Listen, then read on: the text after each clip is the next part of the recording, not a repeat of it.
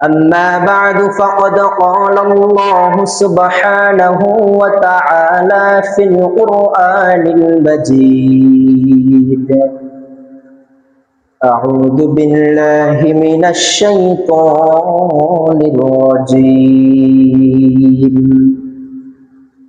إن عدة الشهور عند الله 12 شهرا في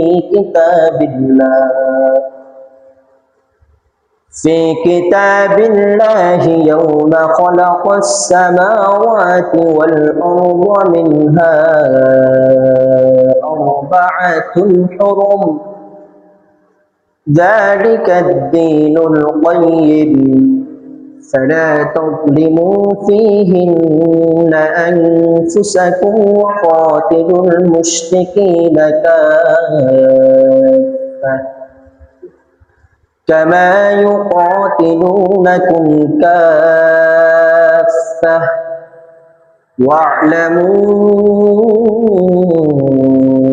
أن الله مع المتقين.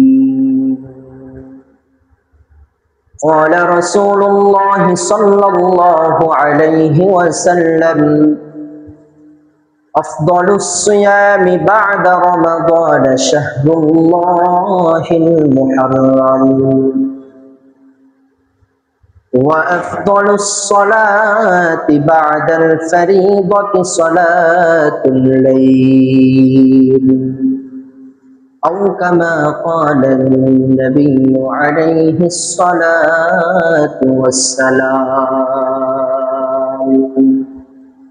صدق الله العظيم وصدق رسوله النبي الحبيب الكريم ونحن على ذلك من الذاكرين والشاهدين والشاكرين والحمد لله رب العالمين. यहाँ हम सब मुसाफिर हैं वही आखिर ठिकाना यहाँ हम सब मुसाफिर हैं वही आखिर ठिकाना कोई आगे रवाना है कोई पीछे रवाना कोई आगे रवाना है कोई पीछे रवाना। अल्हम्दुलिल्लाह रब्बे करीम लाखों कोटि शुक्र सुजूद महान रब्बे करीम आज करें 1448 हिजरी सूचना प्रथम जुमुआय आमादेरके जामिया मस्जिद पर्यन्त आसार एवं बसार तौफिक दिएছেন সেই মহান রব্বে কারীমের শুকরিয়া জ্ঞাপনার্থে হৃদয়ের গহীন থেকে প্রত্যেকেই উচ্চ কণ্ঠে বলি আলহামদুলিল্লাহ। প্রিয় ভাইরা আমার, আমাদের কাছ থেকে 1447 হিজরি বিদায় নিয়েছে এবং ইতোমধ্যে 1448 হিজরি শুরু হয়ে গিয়েছে। আজকে 1448 হিজরির প্রথম মাস তথা মুহররম মাসের তৃতীয় দিবস 3 তারিখ। সকলে আরবি নববর্ষের শুভেচ্ছা জানালেও আমি আরেকটু ব্যতিক্রম ভাবে শুভেচ্ছার পাশাপাশি দুঃখ প্রকাশ করতে চাই। সবাই শুধু নববর্ষের শুভেচ্ছা জানায়, কিন্তু যে বছর আমাদের থেকে চলে গিয়েছে ওই বছর নিয়ে কেউ দুঃখ প্রকাশ করে না। তো আমি 1447 হিজরি আমাদের কাছ থেকে চলে গিয়েছে। এজন্য প্রথমে আমি ওই বৎসরটির জন্য দুঃখ প্রকাশ করছি এবং আল্লাহ সুবহানাহু ওয়া তাআলার নিকট কায় মনোবাক্যে ক্ষমা প্রার্থনা করছি যে আল্লাহ সুবহানাহু ওয়া তাআলা গোটা বছর আমাদেরকে হায়াত দিয়ে দুনিয়াতে থাকার সুযোগ দিয়েছেন, কিন্তু আমরা আল্লাহর সেই দেওয়া নিয়ামতের সময়কে যথাযথভাবে আল্লাহ তাআলার ইবাদত করে কাটাতে পারি নাই। অসংখ্য অগণিত গুনাহের মাধ্যমে নিশ্চয়ই আল্লাহ সুবহানাহু ওয়া তাআলার অনেক নাফরমানি করেছি। সেজন্য এই বছরের জন্য আল্লাহ সুবহানাহু ওয়া তাআলার কাছে ক্ষমা চেয়ে নিচ্ছি এবং একটি বছরের নিয়ামত যে আমাদের থেকে চলে গিয়েছে, আমাদের যে কিছু অর্জিত হয় নাই, সেজন্য দুঃখ প্রকাশ করছি। পাশাপাশি আল্লাহ সুবহানাহু ওয়া তাআলা আরো একটি বছর আরবি নববর্ষ 1448 হিজরিতে আমাদেরকে পাও রাখার তৌফিক দিয়েছেন। সেজন্য রব্বে কারীমের নিকট শুকরিয়া জ্ঞাপন করি আলহামদুলিল্লাহ। এবং তিনি যেন আমাদেরকে 1448 হিজরি বৎসরটাতে আমরা তার খাঁটি বান্দা হতে পারি, সেই দোয়া আল্লাহ সুবহানাহু ওয়া তাআলার নিকট করি আমি। এবং আপনাদেরকে 1448 হিজরি সনের শুভেচ্ছা জানাচ্ছি।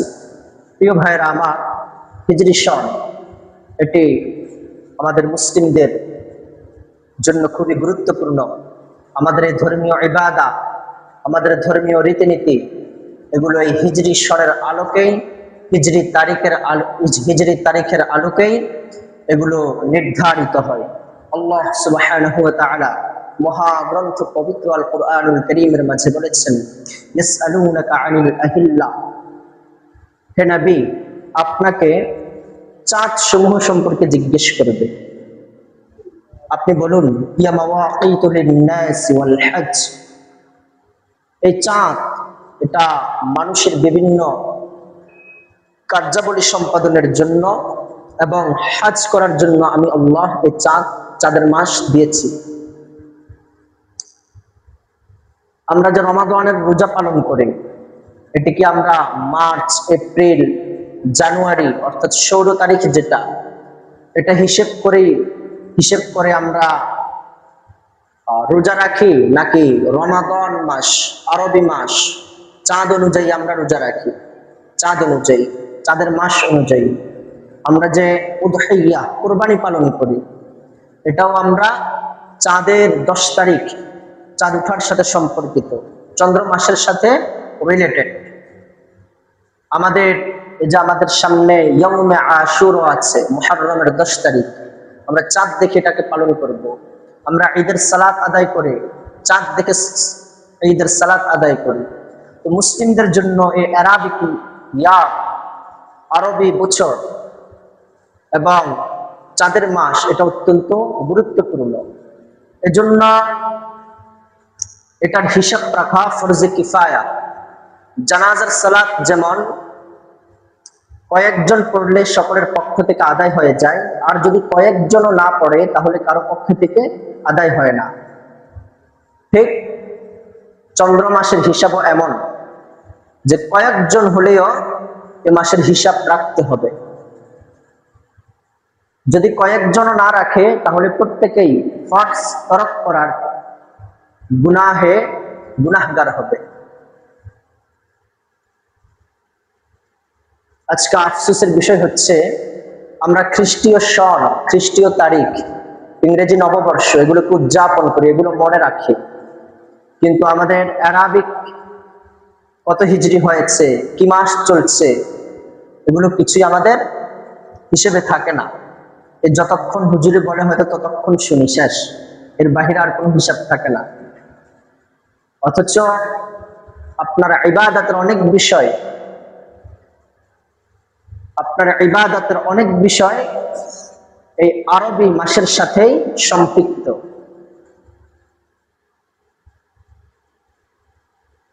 হিজরি সন, এটাকে আরবি সন না বলে হিজরি সন বলা হয়। কেন? হিজরি সন বলতে কি বোঝায়? অর্থাৎ নবী করিম সাল্লাল্লাহু আলাইহি ওয়াসাল্লাম যে কাফিরদের চরম নির্যাতনের শিকার হয়ে দ্বীনের দাওয়াত দিতে গিয়ে নিজের মাতৃভূমি ছেড়েছেন, সে জিনিসটাকে বলা হয় হিজরত, মাইগ্রেশন, হিজরত। এই রাসূল আকরাম সাল্লাল্লাহু আলাইহি ওয়াসাল্লাম হিজরত যে করেছেন 1447 বছর হয়ে গিয়েছে, শেষ হয়ে গিয়েছে, এবং 1448 বছর শুরু হয়েছে রাসূল আকরাম সাল্লাল্লাহু আলাইহি ওয়াসাল্লাম হিজরতে। তো হিজরতে একটি ঐতিহাসিক ঘটনা, বিশ্বনবী কি পরিমাণ কষ্টের শিকার হয়ে এবং কি পরিমাণ একটি ব্যাড সিচুয়েশনের মধ্য দিয়ে হিজরত করেছেন, আমরা সেটি ইনশাআল্লাহ কোনো একদিন সুযোগ পেলে আলোচনা করব। আজকে আমাদের যে আলোচনার টপিক সেটি হচ্ছে যে মাসটি চলছে আরবি নববর্ষের প্রথম মাস মুহররম মাস। এই মাস এবং এই মাসে আজকে 3 তারিখ হলে আগামী শুক্রবার 10 তারিখ, যেটাকে আমরা আশুরার দিন বলি, তা আগামী শুক্রবার। এই আশুরার দিন আমরা কি করব, কি ছাড়বো, এ নিয়ে কিছু আলোচনা করার চেষ্টা করবো ইনশাআল্লাহ সুবহানাহু ওয়া তাআলা। প্রিয় ভাইরা আমার, আল্লাহ সুবহানাহু ওয়া তাআলা মহাগ্রন্থ পবিত্র আল কুরআনুল কারীমের মাঝে ঘোষণা করেছেন, ইন্না ইদ্দাতাশ শুহুরি ইনদাল্লাহি 12 শাহরান ফি কিতাবিল্লাহ ইয়াওমা খালাকাস সামাওয়াতি ওয়াল আরদা মিনহা আরবা'তুন হুরুম। আল্লাহ সুবহানাহু ওয়া তাআলা বলেন, নিশ্চয় আল্লাহ সুবহানাহু ওয়া তাআলার কাছে মাসের গণনা আসমান জমিন সৃষ্টির কাল থেকে নিয়ে সেই দিন থেকে নিয়ে 12 শাহরান 12টা মাস হিসেবে আল্লাহ সুবহানাহু ওয়া তাআলার কাছে নির্ধারিত। এই 12 মাসের মধ্যে হতে আল্লাহ তাআলা 4টা মাসকে সম্মানিত করেছেন। যালিকাদ দীনুল কাইয়্যিম, আল্লাহ তাআলা বলেন এটাই হলো সঠিক দিন। অতএব তোমরা এই মাসগুলোতে নিজেদের প্রতি জুলুম করো না। প্রিয় ভাইরা আমার, তাহলে আল্লাহ তাআলার কাছে মাসের গণনা আসমান জমির সৃষ্টির সূচনার কাল থেকে নিয়েই 12 মাস। কত মাস? 12 মাস। এবং এই 12 মাস থেকে আল্লাহ তাআলা 4টি মাসকে সম্মান দিয়েছেন বিশেষভাবে। কয়টি মাস? 4টি মাস। এই 4টি মাস কি কি? হাদিস থেকে আমরা জানতে পারি সেই 4টি মাস হলো যুলকাদা, যুলহজ্জা, মুহররম, যে মাসটি এখন চলছে। আরেকটি হচ্ছে রজব মাস, জিলকাদ, জিলহজ, মুহররম, রজব মাস। এই 4টা মাস সম্মানিত। 4 মাসের এক মাস হচ্ছে এখন চলছে মুহররম মাস। এই মুহররম শব্দের শাব্দিক অর্থ নিষিদ্ধ, পবিত্র। অর্থাৎ এই মাসে যুদ্ধ বিগ্রহ, এই মাসের সম্মানের কারণে এই মাসে যুদ্ধ বিগ্রহ এগুলো নিষিদ্ধ ছিল।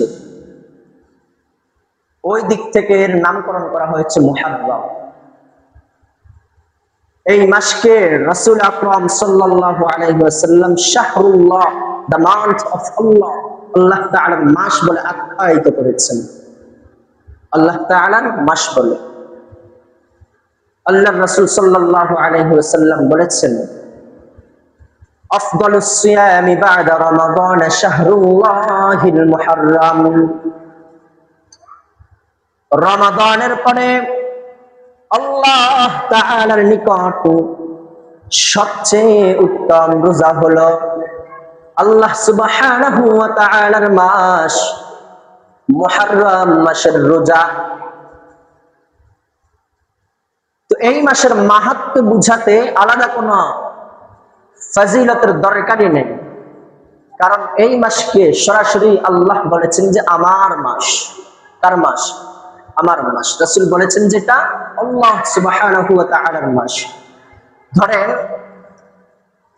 এই মসজিদগুলো সবগুলোই তো আল্লাহর মাস, সবগুলো আল্লাহর মাস না? সবগুলোই আল্লাহর মাস। তো এটাকে বিশেষভাবে বলেছেন, নিশ্চয়ই এর মধ্যে আলাদা মাহাত্ম্য আছে। একটা উদাহরণ নিন, ধরেন এই পৃথিবীতে যতগুলো মসজিদ আছে সবগুলো কি আল্লাহর ঘর না? সবগুলোই বাইতুল্লাহ, সবগুলোই আল্লাহ সুবহানাহু ওয়া তাআলার ঘর।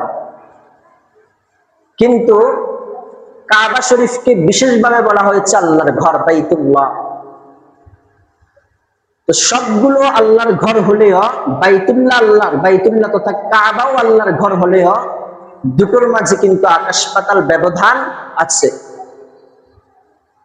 সব মসজিদ আল্লাহর ঘর, কিন্তু কাবাকে আলাদা ভাবে আল্লাহর ঘর বলার ভেতরে মাহাত্ম্য এবং মর্যাদা আছে, যার কারণে অন্য মসজিদে আপনি সালাত আদায় করলে 1,00,000 রাকাত সালাতের সেই সওয়াব পাবেন না, কিন্তু কাবাতে যদি আপনি 1 রাকাত সালাত আদায় করেন 1,00,000 রাকাত সালাত আদায়ের সওয়াব দিয়ে দেবেন কে? আল্লাহ। কে ভাই? আল্লাহ। তাহলে দুটোই আল্লাহর ঘর হলে পার্থক্য আছে। ঠিক সব মাস আল্লাহর হলেও যেই মাসকে আল্লাহ সরাসরি বলে, আল্লাহর রাসূল সরাসরি বলেছেন শাহরুল্লাহ, আল্লাহর মাস, সেই মাস অন্যান্য মসজিদ থেকে যেমন কাবার মাহাত্ম্য বেশি, ঠিক এই জায়গায়ও অন্যান্য মাসের থেকে মুহররমের মাহাত্ম্য বেশি।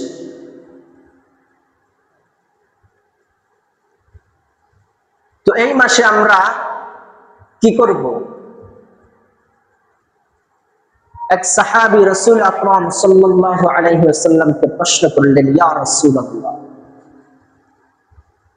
রমাদানের পরে আপনি আমাকে কোন মাসে বেশি রোজা রাখতে অনুমতি দেবেন, আদেশ করবেন? আল্লাহর রাসূল সাল্লাল্লাহু আলাইহি ওয়াসাল্লাম ডাক দিয়ে বলেন, আমার সাহাবী, তুমি যদি রমাদানের বাইরে যদি রোজা রাখতে চাও, আমি নবীকে যদি জিজ্ঞেস করো আমি কোন মাসে তোমাকে নির্দেশ দেব বেশি রোজা রাখতে রমাদানের বাহিরে, তাহলে শুনে রেখো মুহররম মাসে তুমি বেশি বেশি রোজা রাখো। কোন মাসে ভাই? মুহররম মাসে, যে মাস এখন চলছে এই মাসে। আমরা আগে যে হাদিসটি পড়েছি, আফদালুস সিয়ামি বা'দা রমাদান শাহরুল্লাহিল মুহররম, আল্লাহ তাআলার কাছে সবচেয়ে,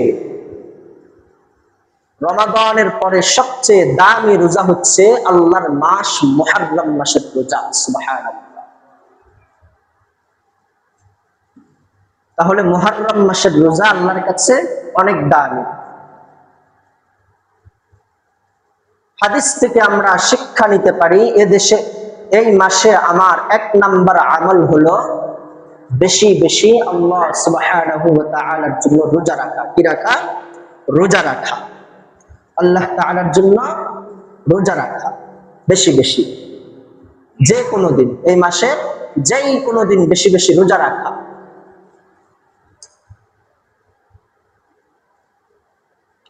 আল্লাহর রাসূল সাল্লাল্লাহু আলাইহি ওয়াসাল্লাম বলেছেন, এই মাসে এমন একটি দিবস আছে যেই দিবস আল্লাহ সুবহানাহু ওয়া তাআলা এক জাতির তাওবা কবুল করেছেন এবং ভবিষ্যতে অন্যান্য জাতির তাওবাও আল্লাহ কবুল করবেন। এই মাসে আল্লাহ তাআলা কোন কোন জাতির তাওবা কবুল করেছেন এবং ভবিষ্যতে অন্যান্য জাতিরও তাওবা আল্লাহ কবুল করবেন। মুহাদ্দিসিনে কিরাম বলেন, সেই দিনটা কখন? মুহররম মাসের কোন দিন ওটা? যেই মাসে আল্লাহ তাআলা তাওবা অতীতে কবুল করেছেন এবং ভবিষ্যতে কবুল করবেন তাওবা করলে। মুহাদ্দিসিনে কিরাম বলেন, সেই দিবসটি হলো ইয়াউমু আশুরা, আশুরার দিবস। কি দিবস? আশুরার দিবস। তো আমরা যেদিন আশুরা, অর্থাৎ আগামী শুক্রবার 10 তারিখ, আমরা ওই দিন বেশি বেশি আল্লাহর কাছে তাওবা করব। এমনিতেই এই মাস যেহেতু আল্লাহর মাস, নিশ্চয়ই মাসের মাহাত্ম্য অনেক বেশি। এজন্য এই মাসে রোজার পাশাপাশি আমরা বেশি বেশি ইস্তিগফার করব। আস্তাগফিরুল্লাহ রাব্বি মিন কুল্লি যামবিন ওয়া আতুবু ইলাইহি লা হাওলা ওয়ালা কুওয়াতা ইল্লা বিল্লাহিল আলিয়্যিল আযীম। এই ইস্তিগফার করব, এত বড়টা না পারলে আস্তাগফিরুল্লাহ আস্তাগফিরুল্লাহ আস্তাগফিরুল্লাহ আস্তাগফিরুল্লাহ। আল্লাহর নবী সাল্লাল্লাহু আলাইহি ওয়াসাল্লাম গোটা দিনের ভেতরে আল্লাহর কোনো নাফরমানি না করিও সারাদিন আল্লাহর শুকরিয়া আদায় করার পরেও, আল্লাহর ইবাদতে নিমগ্ন থাকার পরেও রাতের বেলায় নবীজি দাঁড়িয়ে কান্না করে সালাত আদায় করতে করতে পায়ের টাকনু ফুলিয়ে ফেলার পরেও আম্মা জানা আয়েশা রাতের বেলা মাঝে মাঝে উঠে দেখতেন নবীজি সাজদায় পড়ে আছে, নবীজি সালাতে দাঁড়িয়ে আছে, নবীজির চোখে অশ্রু ঝরছে। ওই নবী গোটা দিন আল্লাহর ইবাদতে থাকার পরেও নবী দিনে কমপক্ষে 100 বার ইস্তিগফার করতে। ও মুসলমান, ও যুবক, বলো তুমি কয় রাত্র আল্লাহর জন্য সালাতে দাঁড়িয়ে চোখের পানি ছেড়েছ? ও যুবক, একটু বলো আল্লাহর জন্য কয় রাত্র সাজদায় কাটিয়ে দিয়েছো? যুবক, একটু বলো আল্লাহর জন্য কয়টা রাত্র সজাগ থেকেছো? আল্লাহর জন্য কি কুরবানি করেছো? ওরে যুবক, তোমার মতো পোড়া কপাল কেউ নাই। তুমি কোনোদিন আল্লাহর জন্য তাহাজ্জুদের উদ্দেশ্যে কোনোদিন তুমি উঠতে পারো নাই। কপাল তোমার বড় খারাপ। তুমি ঠিকই রাতের 4টা বাজে যদি ফুটবল খেলা চলে, তুমি ঠিকই সারা রাত সজাগ থাকো ওই একটা খেলা দেখার জন্য। তোমার জীবন যদি ঘেটে দেখো নাফরমানি আর নাফরমানি, আমাদের গোটা জীবনে আমরা নাফরমানি করেছি, কিন্তু আফসোসের বিষয় আমাদের এই জিহ্বা দিয়া ইস্তিগফার বের হয় না। আমাদের এই জিহ্বা দিয়া অনুশোচনার বাণী বের হয় না। আমাদের এই জিহ্বা দিয়া আমরা যে গুনাহ করেছি তার কোনো অনুভূতি সূচক শব্দ প্রকাশ পায় না।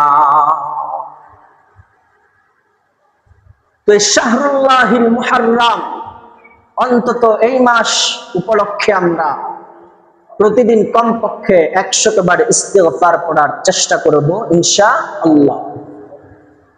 এই ইস্তিগফারের মধ্যে একটা ইস্তিগফার আছে খুব দামি, যে ইস্তিগফারকে বলা হয় সাইয়্যিদুল ইস্তিগফার। রাসূল হাদিসে বলেছেন, আল্লাহুম্মা আনতা রাব্বি লা ইলাহা ইল্লা আনতা খালাকতানি ওয়া আনা আবদুকা ওয়া আনা আলা আহদিকা ওয়া ওয়া'দিকা মাসতাতা'তু আউযু বিকা মিন শাররি মা সানা'তু আবু'ু লাকা বিনি'মাতিকা আলাইয়া ওয়া আবু'ু বিযামবি ফাগফিরলি ফাইন্নাহু লা ইয়াগফিরুদ যুনুবা ইল্লা আনতা। আমরা তো ইস্তিগফার বলতে জানি শুধু আস্তাগফিরুল্লাহ, কিন্তু এর বাহিরে অনেক ইস্তিগফার আছে। এর মধ্যে সবচেয়ে দামি যে ইস্তিগফার সেটি হলো যেটি এখন আমি পাঠ করেছি আপনাদের সামনে। বিশ্ব নবীজি বলেছেন, যে কেউ এই ইস্তিগফার দিনের বেলায় পাঠ করে, দিনের বেলায় পাঠ করার পর সে যদি সন্ধ্যা নামার আগে আগে যদি মৃত্যুবরণ করে, আল্লাহর নবী বলেন হুয়া মিন আহলিল জান্নাহ, তাহলে সে মৃত্যুবরণের সাথে সাথে জান্নাতের অধিবাসী হয়ে যাবে। সুবহানাল্লাহ। এবং রাসূল বলেন কেউ যদি রাতের বেলায় পাঠ করে তাহলে সে যদি ফজরের আগে আগে যদি মৃত্যুবরণ করে তাহলে সেও আহলুল জান্নাহ, জান্নাতের অধিবাসীদের অন্তর্ভুক্ত হয়ে যাবে। সুবহানাল্লাহ। তো আমরা যারা আরবি পড়তে পারি অথবা মোবাইলে এটা পাবেন বা বিভিন্ন বইয়ে পাবেন, কোথাও না পেলে আমার কাছে যদি কেউ আসেন আমিও শিখিয়ে দিতে পারবো ইনশাআল্লাহ। আমরা ইস্তিগফার শিখে এটা পাঠ করার চেষ্টা করবো ইনশাআল্লাহ। প্রিয় ভাইরা আমার, বিশেষ করে আমরা আশুরার দিন আগামী শুক্রবার 10 তারিখ আমরা এই ইস্তিগফার অথবা অন্য ইস্তিগফার এবং তাওবা বেশি বেশি করার চেষ্টা করব। দুনিয়ার রিজিক, দুনিয়ার কোন সংকটে পড়লে আপনি আল্লাহর কাছে চান, চান না? চান। কিন্তু আপনি তো দেখতে পাচ্ছেন না আপনার আখিরাতে কি পরিমাণ সংকট সৃষ্টি হয়ে রয়েছে। একটা বারো কি মন চায় না আমি তো দুনিয়ায় ঝামেলা পড়লে আল্লাহর কাছে একটু চাই, আমি তো একজন মুমিন, আমি তো একজন মুসলিম, আমার তো হৃদয়ে আল্লাহর প্রতি ভক্তি, শ্রদ্ধা, বিশ্বাস আছে বলে আমি দাবি করি। তো আমার কি মন চায় না আমার আখিরাতের পুঁজিতে কতটুকু সংকট হয়েছে, একটা বার নীরবে নিস্তব্ধে একাকী হয়ে নির্জনতায় রাতের গভীরে আমি কোনো একটা সময় আল্লাহর কাছে আমার জীবনের সব পাপরাশির জন্য একটাবার ক্ষমা চাই, দিল থেকে তাওবা করি। এটা কি একটাবারও আমার মন চায় না? আজকে যে আমি তাওবা করছি না, ইস্তিগফার করছি না, কাল কিয়ামতের ময়দানে যখন আমি আমলনামা যখন আমার সামনে তুলে ধরা হবে, সব যখন অন্ধকার আর অন্ধকার দেখব, তখন তো আর সুযোগ থাকবে না, মাফিরও সুযোগ থাকবে না, তাওবারও সুযোগ থাকবে না, ইস্তিগফারের সুযোগ থাকবে না। সেদিন শুধু যা দুনিয়াতে করেছেন, যে অন্ধকার বোঝা দুনিয়া থেকে নিয়েছেন, সে অনুযায়ী আল্লাহর কাছ থেকে শুধু ফলটা পাবেন। তো এই জন্য আমরা গোটা মাস এবং বিশেষ করে ইয়াউমে আশুরা মুহররমের 10 তারিখ আগামী শুক্রবার আমরা বেশি বেশি দ্বিতীয় নাম্বার আমল করব তাওবা, ইস্তিগফার, আল্লাহর কাছে গুনাহ মাফি বেশি বেশি করার চেষ্টা করব ইনশাআল্লাহ। 3 নাম্বার আমল, আশুরার দিন বিশেষভাবে রোজা রাখা। আশুরার দিন বিশেষভাবে রোজা রাখা। এই আশুরার রোজা, মুহররমের 10 তারিখের রোজা, হাদিস থেকে জানতে পেরেছি আমরা যে আশুরার রোজাটা রমাদানের রোজার পূর্বে ফরজ ছিল। কি ছিল? ফরজ ছিল। রমাদান আসার পরে এবার যারা চাইতেন মুস্তাহাব হিসেবে রাখতেন, অথবা যারা চাইতেন ছাড়তেন। কথা বুঝেছেন? তো এটা রমাদানের পূর্বে ফরজ ছিল, তাহলে তো এর মাহাত্ম্য বুঝতে পেরেছেন। এটার গুরুত্ব জাহেলি যুগে মুশরিকদের নিকট ছিল, এবং রাসূল মক্কা থেকে যখন মদিনায় গেলেন তখন দেখেন যে ইহুদিরাও এদিন রোজা রাখে, ইহুদিরাও এদিনে রোজা রাখে। তখন রাসূল করিম সাল্লাল্লাহু আলাইহি ওয়াসাল্লাম প্রশ্ন করলেন, ও ইহুদি, তোমরা এই দিনে কেন রোজা রাখো?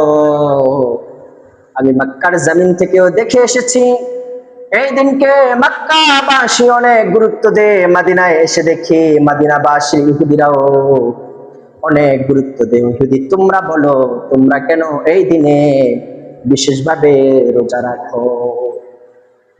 ইহুদিরা তখন জানাইল, ইয়া রাসূলুল্লাহ, ও মুহাম্মদ সাল্লাল্লাহু আলাইহি ওয়াসাল্লাম, এই দিনে দুর্ধর্ষ জালিম ফিরআউনের কবল থেকে আল্লাহ হযরতে সাইয়্যিদুনা নবিয়ুনা মূসা আলাইহিস সালামকে মুক্তি দিয়েছিলেন। ফিরআউন দুর্ধর্ষ জালিম অত্যাচারী নিপীড়নকারী ফিরআউনকে আল্লাহ সমুদ্রের তলদেশে ডুবিয়ে মূসাকে ফিরআউনের সন্ত্রাসবাদ থেকে রক্ষা করেছিলেন। এই জন্য হযরতে মূসা আলাইহিস সালাম আল্লাহর শুকরিয়া আদায় স্বরূপ এই দিনে রোজা রাখতেন। আমরা তো সেই মূসার অনুসারী, তার অনুসরণ করে আমরাও এই দিনে রোজা রাখি। তখন নবী করিম সাল্লাল্লাহু আলাইহি ওয়াসাল্লাম বললেন, নাহনু আহাক্কু আউলা বিমূসা মিনকুম, কি বলো তাহলে আমরা তো মুসা আলাইহিস সালামের অনুসরণের ব্যাপারে, অনুকরণের ব্যাপারে তোমাদের থেকে বেশি হকদার, তোমাদের থেকে বেশি হকদার। কারণ তোমরা মূসার ধর্মকে মানো চেঞ্জ করে, আর আমরা মূসার ধর্মকে মানি যেইভাবে মূসার প্রতি ধর্ম এসেছে সেইভাবে। তখন রাসূল রোজা রাখতে শুরু করলেন। তো একদিন এক সাহাবী হঠাৎ প্রশ্ন করল, ইয়া রাসূলুল্লাহ, আমরা যে ইহুদিরা রোজা রাখছে যেদিন, আমরাও সেদিন রোজা রাখছি, এতে কি ইহুদিদের অনুসরণ হয়ে যাচ্ছে না? বিধর্মীর অনুসরণ হয়ে যাচ্ছে না? তখন রাসূল করিম সাল্লাল্লাহু আলাইহি ওয়াসাল্লাম বললেন, ভালো একটা কথা বলেছো, আগামী বছর থেকে আমি 2 দিন রোজা রাখবো এবং তোমরাও 2 দিন রোজা রাখবে। 9 তারিখ এবং 10 তারিখ তথা আশুরার আগের দিন এবং আশুরার দিন, 9 মুহররম 10 মুহররম, এই 2 দিন রোজা রাখবে। কিন্তু দুঃখের বিষয় রাসূল আকরাম সাল্লাল্লাহু আলাইহি ওয়াসাল্লাম পরবর্তী বছর আসার আগেই দুনিয়া থেকে বিদায় নিয়েছেন, রাখতে পারেন। তো ইবনে আব্বাস রাদিয়াল্লাহু তাআলা আনহু বলেছেন, তোমরা আশুরার রোজা রাখো এবং ইহুদিদের বিরোধিতা করো, তোমরা 9 এবং 10 তারিখে রোজা রাখো। তো হাদিসে 9 তারিখ 10 তারিখের সাথে 9 তারিখ তথা আশুরার একদিন আগে এবং আশুরার দিন, এই 2 দিন রোজা রাখতে বলেছে, এটাই উত্তম। তবে কেউ যদি 9 তারিখ না রাখতে পারে তাহলে 10 তারিখ এবং 11 তারিখ রাখবে, এতেও ইহুদিদের বিরুদ্ধাচরণ হয়। ইহুদিরা তো শুধু 10 তারিখে রাখে, আপনি একদিন আগে একটা মিলিয়ে রাখেন অথবা একদিন পরে আরেকটা মিলিয়ে রাখেন, যেভাবেই রাখেন ইহুদিদের সাথে বই সাদৃশ্যতা হবে। তবে হাদিস অনুযায়ী একদিন আগে, ইহুদিদের একদিন আগে এবং মুহররমের 10 তারিখ, 9 তারিখ এবং 10 তারিখ, এই 2 দিন রোজা রাখা হাদিস অনুযায়ী উত্তম বোঝা যায়। তাহলে আমরা তৃতীয় নাম্বার আমরা আমল পেয়েছি, বিশেষ করে আশুরার দিবসে আমরা কি রাখবো? রোজা রাখবো। এই রোজার ফজিলত অনেক।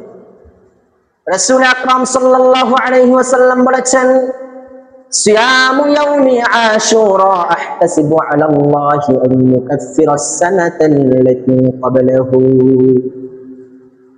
ইয়াউমে আশুরার রোজা সম্পর্কে আমি আল্লাহ সুবহানাহু ওয়া তাআলার কাছে আশা রাখি যে তিনি, কেউ যদি আশুরার রোজা রাখে আল্লাহ তার পূর্ববর্তী 1 বছরের গুনাহ ক্ষমা করে দেবেন। সুবহানাল্লাহ।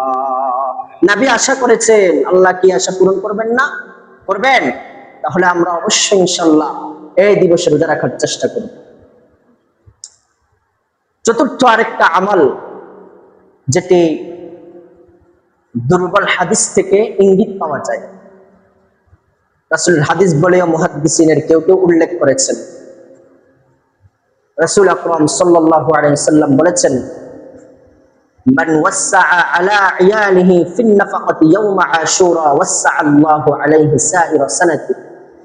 যে ব্যক্তি আশুরার দিন নিজের পরিবারের জন্য বছরের অন্য দিনের তুলনায় একটু প্রশস্ত হাতে খরচ করবে, আল্লাহ ওই দিনের বরকতে তাকে সারা বছর প্রাচুর্যতা দান করবেন, ভরা হাতে প্রশস্ত হাতে খরচ করার সে তৌফিক দিবেন। সুবহানাল্লাহ।